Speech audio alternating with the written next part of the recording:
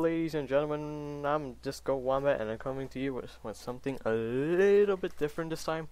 This time it's a tutorial of how to record your games on PC without any lag.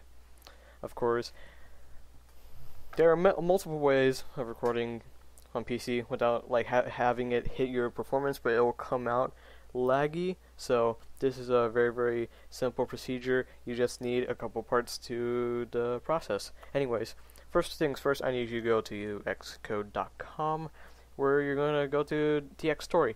DxTory is a dedicated screen recorder which amazingly captures your gameplay without the slightest of lag.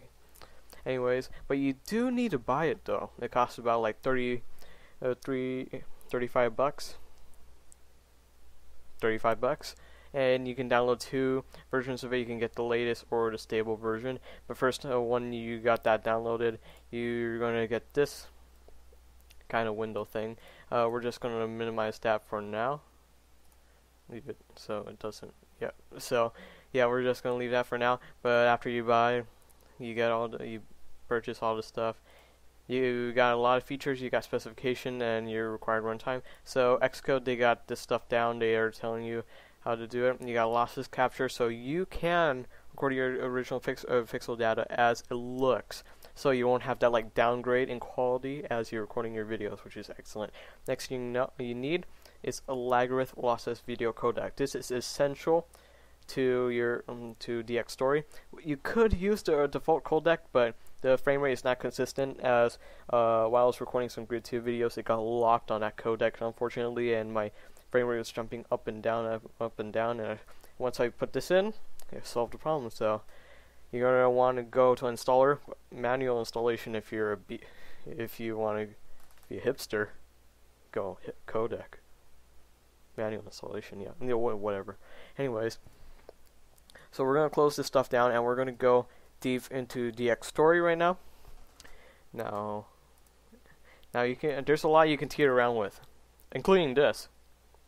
With your recording status color, you can change this stuff around to the color you want. We're gonna try. No. You're just gonna leave it there.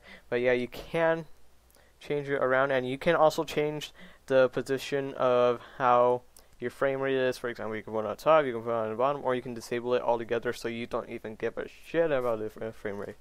But you got a lot to teeter around with, and that's only the first step. Now, this is very essential. Now, if you're one to take like screenshots, like epic screenshots in video games, you're gonna need to set up a little save folder. So I referred my folder right here. I made DxTory and then DxTory screenshot. So I made an additional folder dedicated for a screenshot, so you might want to do that because it does not come. Oh shoot, that deactivated. Because it does not come with its own like screenshot folder. But anyways, wrong thing. I clicked the wrong thing. Anyways, whoop, I didn't mean to do that. Okay. First thing you need to assign your folder path. Of course, by default, it's going to go to DxTory. Now, write speed is very important. This is how fast your hard drive is going to write down to a video data. You're going to kind of need a moderately fast hard drive. I'm running this at 87 megabytes per second. You need about like maybe 50 to get okay quality. Well, of course you're going to get the excellent quality where you're going to get like good frames with about 50, but it's recommending you get like maybe 60 and above, so you get the smoothness. But 50, you should be fine as far as I know. But write speed, let's do a quick run right now. It's going to show my write speed, and my write speed is embarrassing itself right now. But yeah, you can do that. You can stop, you can run, you can assign your own. So you can go 100 or something. So for example, you can go 100 megabytes per second if your system can keep up with it. I don't think it matters though. But I'd recommend you run that benchmark first before assigning yourself like a recording process. Where you start recording all them videos. I learned it the hard way. But you can wow. Now, there's a lot you can mess with. Hotkeys, start movie, video capture, execute, single screenshot. High-speed screenshots are pretty nice. And you can also toggle the overlay while in game, and that's pretty nice. Now, here's where it gets a little complicated, but we're gonna like make it a little simpler. Now, smooth. This is your frame rate bar. YouTube, I believe, only shows like 30 frames per second video, but I run mine at 60. But if you're just like you want good quality video and you don't want that big of a system hit, you can run it at 30. But I run it at 60 just in case. Now you can also have the file format. I haven't run AVI because raw cap is a little bit dodgy.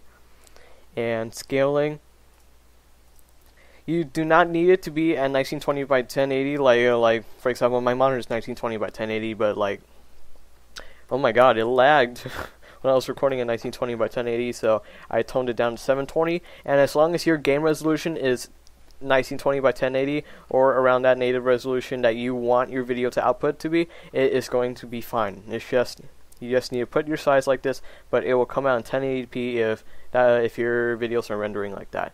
Now you got various codecs here to choose from. Your default is that one right there, DxTory video codec. I want you to pick the Lagarith lossless codec. This will prevent frame rate loss and give you stable recording throughout your recording. And don't really bother with all this stuff, and everything seems to be fine right here, so we're going to move on. Now you can add quite a bit to around with your audio settings. There's a lot of audio codecs you can work with. I'm using a PCM right now. You can add quite a bit of devices, so you can have like a little surround sound system going on. And screenshots, they even make screenshots complicated. But it's not that complicated. All you need is just pick file format for how your screenshot's going to go out, and the quality of how well your JPEG is going to look. So this does not have a big hit on your system. But if you're one of those screenshot guys, this is eye candy for you.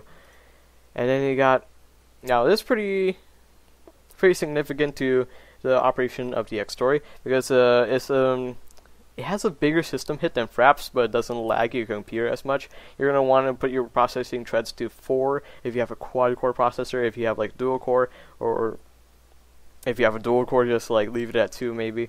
Or if you have more threads, like try to put more on. So DxTory is going to have an easier time cooperating with your computer, because it is pretty cross when it comes to rendering stuff. Now the rest of the stuff you can. And that's pretty much it. Once you start recording your games, you should be good to go. I'm pretty sure. If you guys have any problems with DxTory, just send me a personal message. I'll sort it out for you. It does cost $35, so if you're not one of those guys who has money on hand, I recommend you get something like EasyVid. It's a okay screen recorder. It works pretty well, and you can upload directly to YouTube. It has a dedicated video editing system in there, but not the best. But it's very, very good for beginners. But DxTory is fantastic if you guys are into this stuff and you have the money on hand and you really want to be serious and not have this lag. DxTory is for you. This is the one. And once you get this working, you should record with no lag. And I hope this video helped you guys out a lot. I enjoyed making it. I'll see you guys next time. Yeah. What is it good for? Absolutely nothing. Say it again, y'all.